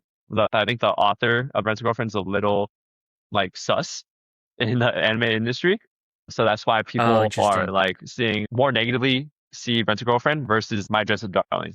You know, but I Mm. think they're both very similar animes. You're right. As I was watching My Dress Up Darling, I was like, oh, I can see the appeal of this. Okay, so I have now my take on this, and it's not to take away from anything, totally valid perspective. Hmm. I think the reason why I really didn't like Rent a Girlfriend, but I'm completely committed to finishing it, of course, is from what I remember, yeah, the drama is cool and I like the main girl. She's super badass, but I didn't like the main character because what I like about main character guys is there's something redeeming about them aside from just being nice. And what I think I did not like about him was like he's so wishy-washy. And Hmm. whenever there's those times to make a decision, it's like, dude, just choose a girlfriend. He just can't do it. And that Yeah. really annoys me. And he's so useless until the end of the second season. And then the third season, he's helping make the movie. I'm like, why did it take you 3 seasons to become useful for once? Because I'm not rooting for you at all. In fact, I don't even want you to be here. I think the girl should just stay single, and all these other girls should stay single. And I get it's like a harem type, and so of course Yeah. they're gonna like him for some reason. But I'm like, for all these other animes, I can see why even the awkward types, I like them. But for Hmm. him, I was like, I don't like you at all. Yeah. And I was like, okay, finally third season, you're getting some. But then even at the end, I think he drops the ball in the third season. And I was just like, oh, whatever. All right. Hmm. Well, I mean, I'm already invested in the drama and I want to see how this pans out. And I like the girl characters, but this is the first time where I really don't like the guy character. Yeah. And I think I'm very clear on why. I'm like, I just don't resonate with him at all. I'm like, just man up and like do like even those whiny sort of characters who are start off as losers, Hmm. what redeems them, in my opinion, is usually because they grow a pair, but they also are resolved in something and or they're passionate about something Hmm. and that sort of shines. And that's why the girls who are way out of their league like them was because Hmm. they're like, oh, you're actually a kind person and you're somewhat competent or you're passionate about something in this sort of area. Yeah. So that's just my qualms, I guess, if that makes sense. Yeah. No, it totally makes sense. And I've definitely heard that before too, where the character's just so annoying. The main character is, he can't, like you said, wishy-washy. He doesn't ever commit or make up his mind, right? Like, Yeah, just yeah. go for it, you know? And I think part of it is the author's writing, trying to draw it out. Because try not to spoil, but if you watch it, you'll see more stuff happen, right? But at the same time, I feel like the author is writing these out, drawn out specifically. He keeps the main character wishy-washy because he wants to draw out the anime. It's like the reality TV show where it's like you got to keep the tension going because that's what keeps people. Yeah. I see. Because imagine if he manned up, grew a pair, and like confessed to her first season, you know? Yeah, because then at that point you'd have to become a better writer and figure out ways to keep the story moving. Yeah, it's like if he confessed right away, and yeah, the girl's either gonna say yes or no, right? And then it's kind of okay, where do I go from there, right? But the whole time it's like I really want to tell her, but I can't because it's gonna ruin our relationship, and it's like that the whole time, right? And that's like the first whole first season. Yeah, but yeah, you saw like the third season, he does stuff, right? And he does show some redeeming qualities of, he was like basically a project manager, producer for the whole movie, right? And he was like, was there. And then, if you watch that season 4 is kind of split up in 2 parts. It's still going on right now, but it gets like, season 4 pushes it to where stuff has to happen, right? And finally, it has to, right? And that's what I was saying the first 2 seasons. I'm like, when is usually near the end of the first season, there's some sort of flip of, okay, now I like you. But yeah. I will say, not spoiling too much, the cast of characters that they assemble in this situation forces something to happen. And then something might happen, right? Yeah. So you gotta figure out, see and watch out. Yeah. That's also my same qualms with what is that movie? Tokyo Ghoul? Where have you watched? Do you know what it's about? Okay. Well, I think people love the manga, but the anime for me, I didn't read the manga, but the anime for me was like, yo, this dude is like a whiny piece of, does nothing right and is not cool and he just complains. And then it was like the last 1 or 2 episodes of the season, he gets his powers and you're like, okay, you're kind of cool now, I guess, but not by your own volition. It's because you were forced upon, these powers were forced on you, and now you're somewhat redeemable. But I'm like, all you did was whine and cry the whole season. I'm like, I don't like you at all. And I finished it, but I'm like, ugh, why do people like this? And then my friend was telling me, in the manga, it's a little bit better, like the development, the character, whatever. But he's like, totally first season. And I'm like, ugh, well, that's unfortunate because everyone loves, or a lot of people love that anime. Yeah. No, especially like you said, like, if the character's whiny and just annoying and does nothing, it's like, why are you the protagonist? You know? I want to root for you. Yeah. Yeah, you said you wanted to root for him, but he's just annoying, right? Yeah. That's what, for me, like just my own like preferences. What I love about anime is when I like the character and I'm rooting for them because it has to be for some reason, like at the very core, the biggest overused trope is that they're a good person. It's like, okay, this dude is whiny, whatever, but people like him because he's a good person, and that's really uncommon in this universe, and that's fine. But for me, I would like them to at least be competent at one thing or have some sort of, there's the trope of the secret like master, and he's kind of just low key, but he's actually really OP. That's fine too. And there's the one where there's hidden potential, but he's actually just a child of destiny, and his parents are super OP, and then he unlocks it over time. Or there's you just are a loser, and then you kind of build up to it over the season, and we're rooting for you because we see your potential. But like after the first season or 2, and I'm like, even after the first 5 episodes, I'm like, why am I supposed to like you? Because there's nothing I like about you other than the fact that you're whiny. And then there's some really worse anime out there where it's, okay, this is like a harem sort of anime, so all the girls are supposed to like you. But I'm like, bro, there's nothing about you that I would like. You're just the main character. And that's the only reason why people like you right now. And I'm like, ugh. It's like, you're only popular because you're the main character. Exactly. You have the plot charm, I guess. The plot armor. Is that plot armor, plot charm? Yeah. Exactly, plot charm. That's what I was thinking. But yeah, that's cool. Yeah, it's definitely on my list of it's season 4. Okay, anything else on anime? I guess all the planned stuff that I wanted to ask you about. Yeah. Other than, I mean, I know you have a pretty massive backlog, but what are you going to tackle next? Good question. Yeah, I need to catch up on some of these things, but also, I was going to say, I've been getting into this. Well, I don't know why, maybe it's my Crunchyroll algorithm, but I've been watching it's specific sort of niche genre of imagine a solo leveling sort of vibe where it's Mhm. like solo main character and for some reason he's overpowered, but he's very low key and no one really knows the full Uh, extent of his OPness. yeah. And so the first one that I watched was like Eminence and Shadow. Yep. And then there's other ones like How Not to Summon a Demon Lord, and then Jack of All Trades, Party of None, and then My Status as an Assassin obviously exceeds the heroes. They're all the same guy, Yeah. but essentially they're all the same person. Mhm. But I'm like, I like it because of the whole Sung Jin-woo sort of vibe where it's like, Mhm. okay, he's on a mission, he's focused, he's disciplined, he's getting better, he's very low key, he's not flashy, and Mhm. he's very a shadow character, Mhm. but he pulls through, and it's kind of cool to see that because to your point as well, it's like I see myself a lot in those sort of characters of that's my personality type is to, you know, what's it called? Level up, add skill points to my attributes and whatnot, and kind of be not like the focus or like the like main center, like limelight, but Mhm. to just kind of build myself slowly and deliberately and diligently over time, like the Zorro sort of Yeah. characters. Yeah. So I'm like, oh, I kind of like the, and depending on the story and depending on the universe and the magic system, it can be better or worse. Mhm. But I've been really liking that sort of trope. And because I've been liking those, Crunchyroll just sends me more of them. I'm like, okay, whatever. Yeah. So, and they're usually one season, 2 seasons or whatever. And so I'm like, that's why I'm kind of not caught up on my other ones. Got you. Yeah. Yeah. I felt like one of my coworkers recommended me Shadow of Eminence, and he said it's really good. So Mm, I don't think is that one on mm. Crunchyroll or is that somewhere else? I forgot. It it is actually. It might not be. I think I might have watched it somewhere I think it else, might be but Hulu or something. Because I was trying to yeah, watch it on no, Crunchyroll and it actually, wasn't there. I think. yeah, you're right. It might be somewhere else. I think I watched it on another platform.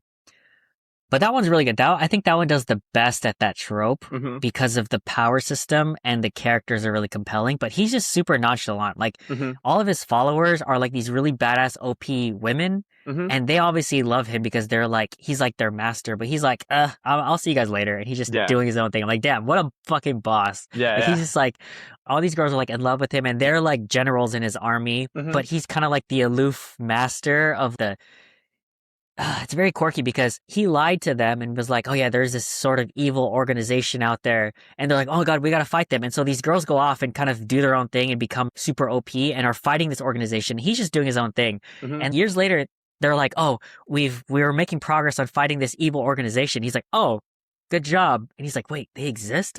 And so Yeah. that's the whole thing is he made up this thing and it's actually a real thing and they're fighting him and he's the head of it and they say he's like a genius when in reality he doesn't no idea what's going on. Uh-huh. But also subtly he is a genius because he's like super OP power wise. Yeah. So it's a weird quirky take on that trope. I don't know. Yeah. I recommend it. Oh, for sure. I'll check 10 that out one of out 10 too. for me. All right. All right. Yeah.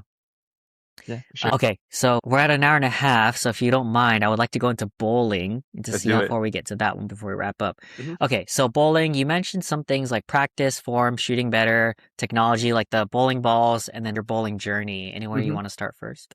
Well, I'll start. Let's do technical, right? Because we talked about bowling a little Okay. before this. Yeah. We were talking about your scores and how you started Yeah. seeing, how the lane conditions can affect you, and you kind of be able to read lane conditions now, even though you're using house balls and stuff, right?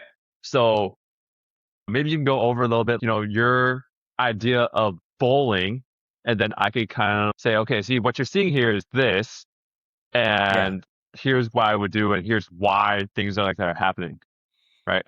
With your Yeah. own No, bowling. that's a good starting point. Coach Travis. Yeah. Yeah, I guess the TLDR is so I kind of bowl seasonally and I enjoy it and it's fun, but I've never been trained. Super amateur, no technique. I just kind of over the years I'm just trying to get more consistent and better with my scores. I don't have my own bowling balls, but I'm using the house balls and my excuse for that is okay, well, I don't know if I feel like I need to invest in my own bowling balls, but my also weird justification is okay, if I just get used to the house balls, no matter where I bowl, I can be fine and not need to have my bowling ball. And so it's like a partial practicality sort of thing, Mm-hmm. even though I know it's going to cap my score because I'm not as consistent with my rolls. Mm-hmm. And so I'll have my own bowling shoes, but I'll be sandwiched between actual bowlers with their own bowling balls. And I'm like, okay, well, I'm just going to do my best, low Mm-hmm. expectations. Hopefully no one thinks I'm actually good. So then when I do suck at that game, people don't expect me. Oh, he's using house balls. Yeah, But yeah. if I feel like if I have an actual bowling ball, they're like, he's okay. And not that anyone really cares, right? But so for me, I'm like, okay, let me just see how consistent I can be. And then also forces me to adapt. One, like I mentioned to you, I can tell during the time of day if my lane is oiled or not, because I'm like, okay, yeah, this is definitely like catching too early or it's hard curving. Mm-hmm. Whereas some days when it's more oiled, I can tell it'll flow where I want it to go. So even today in the morning before I went to the gym, it was like definitely not oiled. So I kept catching. So I had to readjust by turning a little bit more, Mm-hmm. throwing a little bit more straight, and then curving a little bit less. And so my scores weren't really that good, Mm-hmm. but compared to the days where it's more consistent. But yeah, that's kind of where I'm at now. Nice. So you can definitely read the lane, right? You can kind of see, okay, the lane is a little drier now, or lane is a little more Mhm. flooded with the oil, right? You have a Yeah. good perspective of using house balls. You can basically go from house to house and still have a consistent ball at least, right? And that kind of starts Yeah, off with that's my thinking. exactly, and that goes back to the main part of bowling is consistency. So you want to make sure that your swing is consistent, your release is consistent, your approach is consistent. And we're not even touching on that part yet, but at least using a consistent ball is giving you part of that, right? Your score will always cap with a house ball around 180, like your average, right? 180 to Yeah. 200, in my opinion, right? Yeah, no, that's pretty accurate from what I've been tracking. I'm like, yeah, I don't ever really go more than 180-ish, Mm-hmm. which is like, whatever. Yeah. No, I'm not 180 is pretty competing. good for your amateur bowler that's just out there using a house ball. If I saw Yeah. someone consistently shooting 180 with a house ball, I'll be like, that's impressive. Because the thing is, this kind of touches on the technology part of it too. A house ball is basically just almost like pretty much a solid ball, right? There's nothing special inside it. It's the perfectly spherical weighted ball, center of gravity around the middle and stuff like that. Drilling fingers in it. The cover of the house ball is not super strong. Doesn't really absorb oil like a sponge. It'll just go, right? That's why a lot of people use, or some people use house balls as spare balls. Even in league, they'll use their strike ball to get strikes. And then when they try to shoot spares, they go pick up a house ball and know that it's just gonna go straight. If you throw it straight, it'll go Mm. straight. It won't hook randomly on you, right?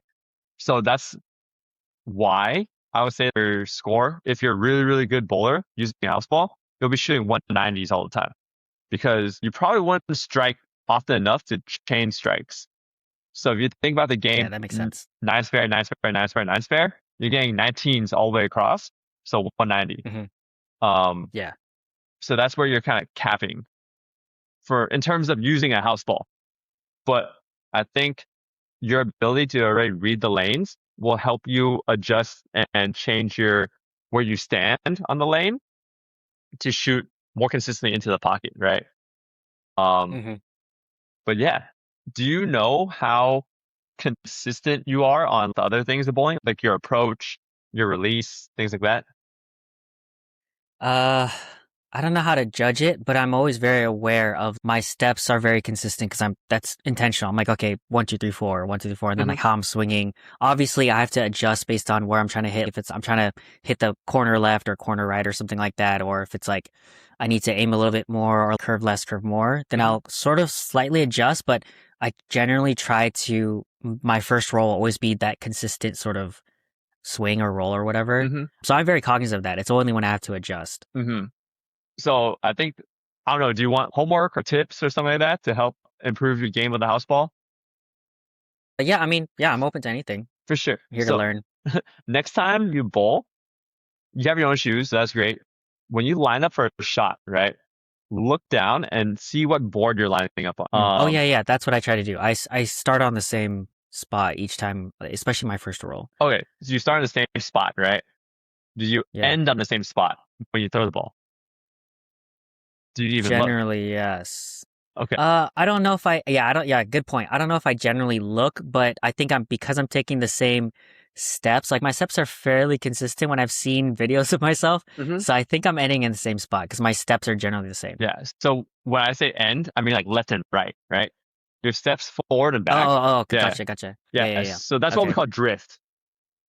in bowling during your approach, you want your drift to be consistent because what really matters is where the ball leaves your hand at the foul line, right?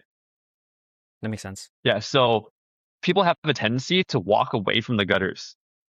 So let's say you're lining up on 5 board, right? Because as right-handers, we count from right to left. 5 boards being the 5th board away from the right gutter. How close is that center, or where is that? So the bowling lane is made up of 40 boards.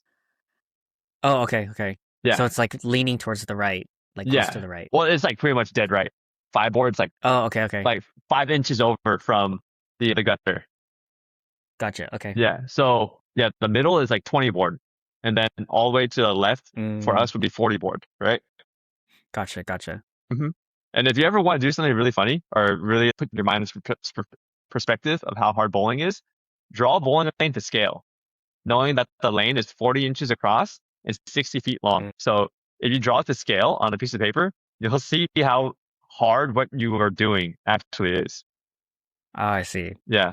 That makes sense. Yeah. But back to is like, next time you bowl, see where you line up with your feet, right? With like your right-handed, so where your left foot is. And then after you throw the ball, look down and see where you end up with your left foot. Typically, I look at the inside edge of my toe and then see if your drift is consistent. Is it you're starting on 5 board and end on 10 board, or you're starting on like 5 board ending on 15 or 20? Like, is it consistent? Because based on where you slide, it's going to be based on where your ball is going to leave your hand, right? So you want to make sure that your approach is consistent. So you're always going to be targeting the same thing. Because for you, I want to get the ball out there. It's going to hook and it's going to come back into the pocket. Yeah. But targeting is a whole different thing. I use the arrows. My teammates use down lane breakpoints. But if you're targeting something, but your drift is inconsistent, the path that your ball is taking is going to be different every time. So you're not going to get the same reaction. Right. That makes a lot of sense. Yeah, I'll take notes for that next time. I want to say that when I do try to keep everything consistent, like where I'm walking, where the drift is, how far, and then where my arm is releasing. Because I'm trying to get as I'm doing 4 games in a row, I'm trying to get those feedback loops. Okay, my swing is consistent. That's where I wanted it to be. That's where it usually goes. This one was not consistent. That's why I got the gutter or it went too far one direction. But yeah, I'll be more intentional about looking at least where they are. And I know sometimes because in the second roll, if I need to adjust for what I'm trying to hit, it'll be more inconsistent because I'm like, okay, I need to adjust a little bit to the left, and then I don't really know where it's going to release at that point because I'm just trying to go off of feeling of what I feel like I need the ball to go based on the, after doing so many rolls, you kind of get a feeling of like where you need to throw it, but it's not scientific and it's not methodical. It's more just, okay, let me get thousands of reps in so that I can get the muscle feel of where and then for the most part, as an amateur, as a non-trained person, it does a good job. So yes, that's a great tip. And also, it's even for today, I'm like, okay, I think I would do better if these fucking lanes were oiled better because it's just throwing off my whole groove. But yeah, that's a good tip. Yeah, that's also the thing too, is dry lanes versus oily lanes. You're not going to have the same launching point every time, right? You have to be able to change your release point to hit a different target down the lane. Right. But if you start off, let's say you normally line up on 10 board, and you throw the ball from 15 and out to the right side and it hooks, and that's what you need when it's oily. And then it's dry, so now you're forced to move, right? You want to know that when you line up on like 5 board, you're still drifting the same amount, or else your calculation is going to be all off when you're on the lane. Yeah, that makes sense. That's very helpful. One other thing that I've been jokingly experimenting with is my music playlist. I kind of posted this on my story because it's just for fun, right? But last season, I found that for some weird reason, I got really, really consistently high scores when I was playing with my playlist, and I trimmed it down to 7 or 8 specific TVXQ ballad songs, Japanese.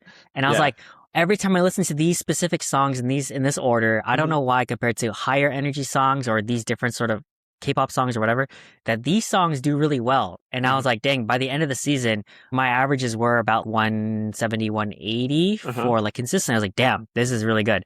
And so this time around, since this is the first week of the season pass, I'm like, okay, let's try Michael Jackson. Old Michael Jackson up until new ones, like my favorite ones, all groove funk. Mm-hmm. And so I'm like, okay, let me just vibe and dance because I'm really into this music and I kind of do little wiggles in between rolling. Mm-hmm. And I've been doing pretty good consistently. I'm like, okay, let's see how Michael Jackson pans out for the next month. Nice. If I sort of vibe with it, and I kind of like the comfort of having the same playlist of like, okay, I start with this song and I end with this song like last season.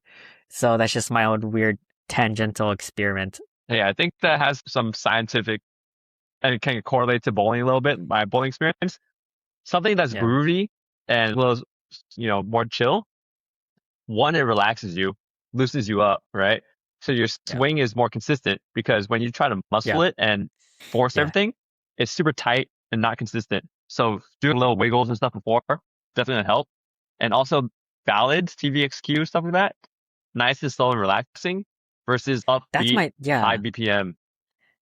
That was my theory. It was like, maybe it's because it's so not calming, but you know what I mean? Like it's aside from like high energy EDM, fast paced BPMs, like it was very like, you know what I mean? And so I was like, maybe because it's relaxing me. And that was my working theory. And I'm like, well, I don't know why, but it's working. And so I'm like, okay, now let's shift into groovy dancey. And even when I have bad days this week, like when I had bad games, I'm like, well, I'm still having fun because I love this music. I'm dancing and I'm also rolling. And then typically I'll have somewhat better scores. It's not consistent yet, but it's like still good because I'm like, I'm having fun. I'm getting my steps in. I'm getting some sort of cardio. Oh, for sure. Yeah. Having fun and relax. Like even if you're not bowling well, but you're having fun with it, you're relaxed. It's going to end up being better. When you start tilting, that's what I tell myself. That's when it's bad. Yeah.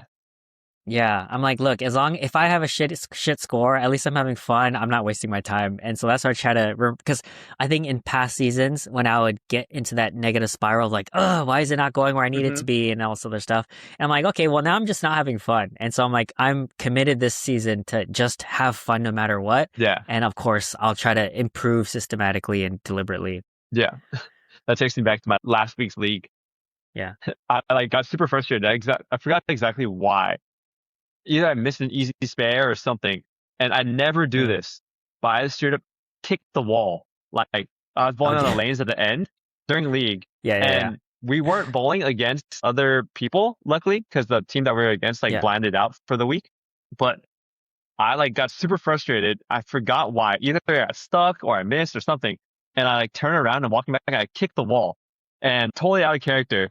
And I sat down and my teammate was like, Jerry was watching you the whole time, right? And Jerry's the owner of the bowling alley. He was bowling next to us. And I was like, oh, shit.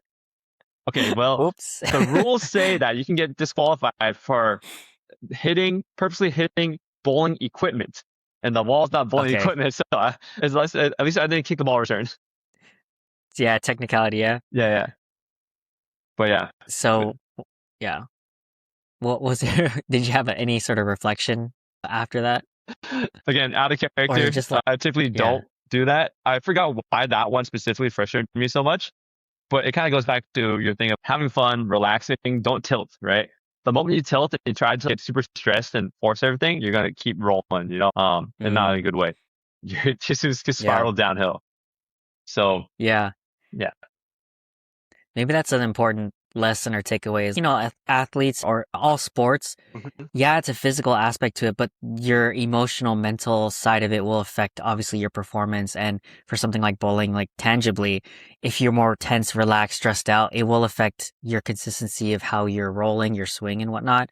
And so, yeah, dude, even if I just miss an easy one or I just straight up gutter twice in a row, I'm like, what the fuck was that? And I'm still just dancing. All right, well, I love this song, so let me just vibe out. For sure. And it's not care because no one cares, no one's looking. Even if people on the next lane are like, even if they're thinking about something, which they're probably not, I'm like, dude, why do I care? I'm just here to have fun. And if I get a good score, great. If I don't, I'm having fun, right? Yeah, exactly. So I try to tell myself. You gotta have a short memory, a good enough memory to remember and adjust, but don't carry those emotions from one shot to another shot.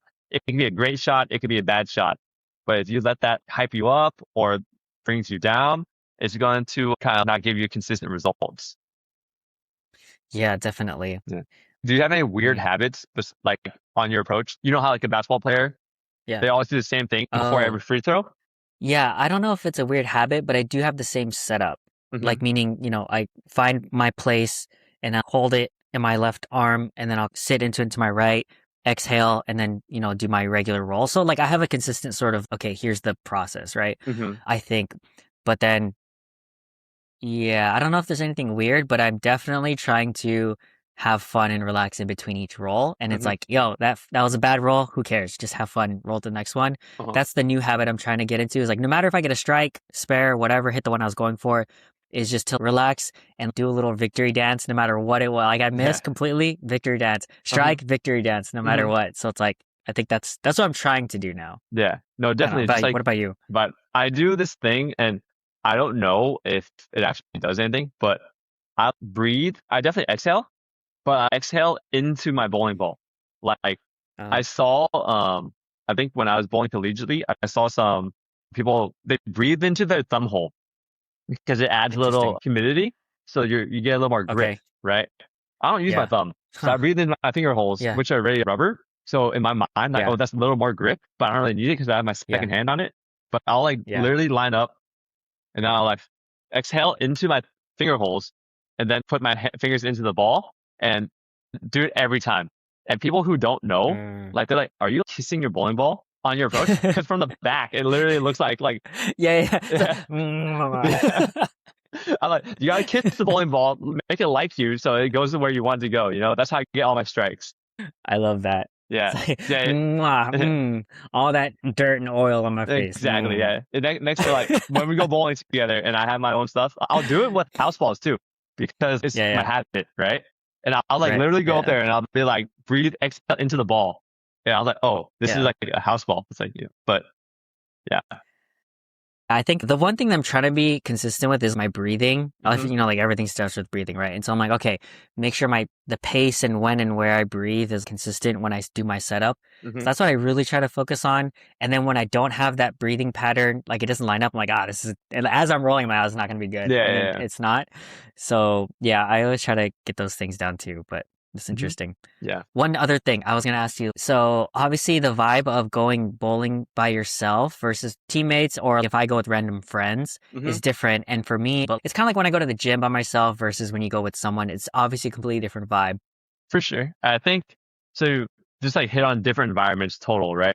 Like when you go Yeah. by yourself, or when I would go by myself, I don't do it so often anymore. It's practice, right? You're in Mm. the zone, like you're focused on you, and you don't have to worry about anything else. Like it's just you. That's simple.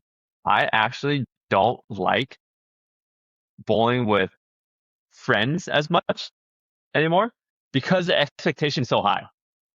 Like Yeah. they're like, Travis, you bowl every week, right? You have your own stuff.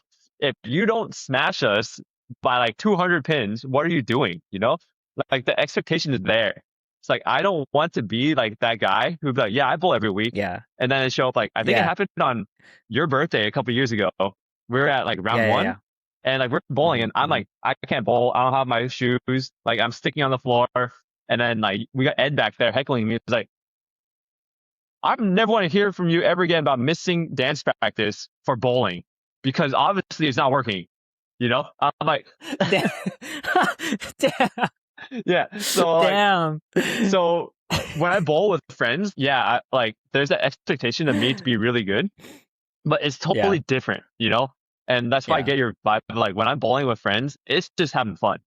I'm gonna try random shots, and if I can do some trick shots or like get a decent score, that's totally fine. But I do not expect to bowl like at my top level. But bowling with teammates is different because everyone's Mm-hmm. there for the same reason. I only bowl once a week right now, so no real practice or anything. But I'm bowling competitive. Every time I step on the lanes, it's competitive. So usually the team is there and we're all cheering for each other or we're giving each other tips. It's like a sport, right? You're paying attention to your teammates. They're paying attention to you.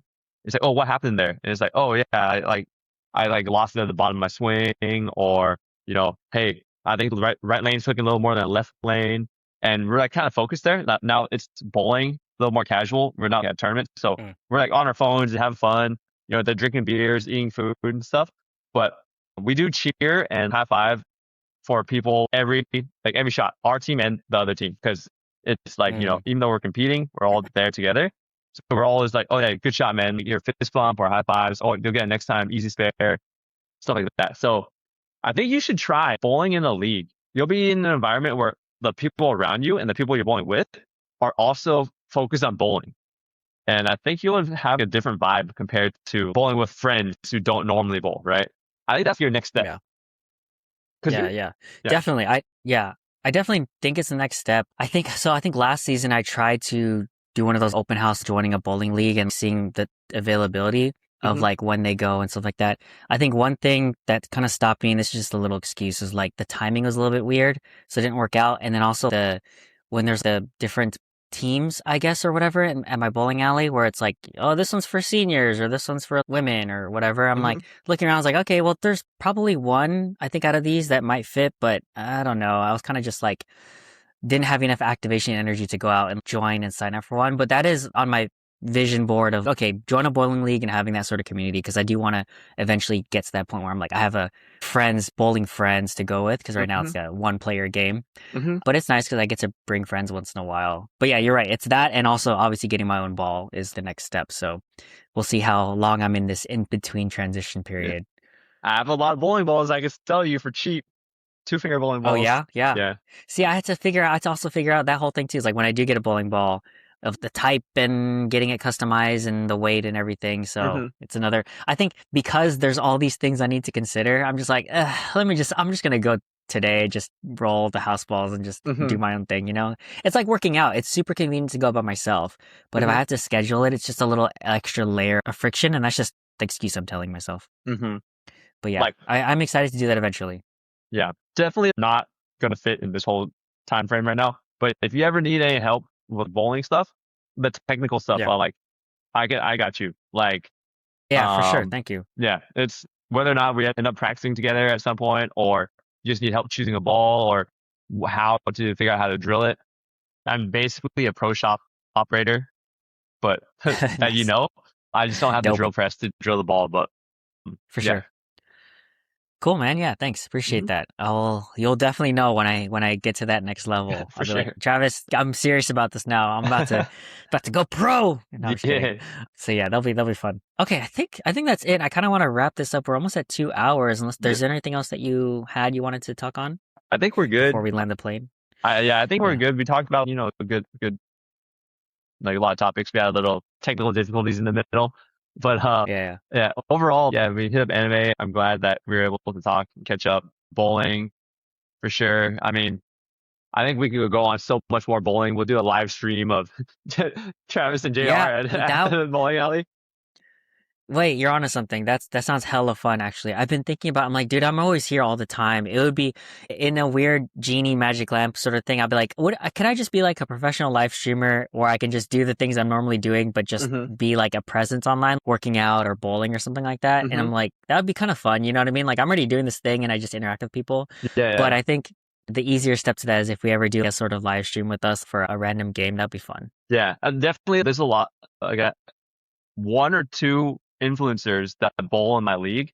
So I see it all the time. Mm. People set up their cameras, they're Oh, bowling, they're talking to the yeah, stream. I joined their streams yeah, just to like heckle them, because I'm right next to them, and it's pretty yeah, fun. yeah, There's definitely opportunities to do that out there. It's not weird, yeah. but yeah, it'd definitely be cool. Yeah. Ah, man, I gotta think about that. Okay, well, within the next 1 or 2 years, maybe that'll be on my back burner of ideas. Hmm. But yeah, cool. All right. If nothing else, then we'll wrap this up. Well, first, ending questions. Travis, gratitude. What are you grateful for? I am grateful for my current boss. Nice. He's not gonna watch this, so it's not even brown nosing. But I feel like your boss really matters, and not that my old bosses were bad, but my current boss is really pushing my limits well, but in a comforting way. Like he'll push me Mm, and motivate me and make me a better engineer, have more knowledgeable, but not just super harsh, like cracking the whip type thing, right? So I do appreciate him a lot, helped me grow in my professional career. Definitely grateful for uh, everyone in my life actively. Tracy, my parents, my friends around here. Like I see them every day or all the time, and it's cool to be able to have people to go and talk to because I'm busy otherwise, right? It's work, gym, home. But then if I can mix in some, my friends from work and all that stuff. It's really nice. So yeah. Nice. I love that. Do you have any final ask from the audience or any takeaways from this, random conversation?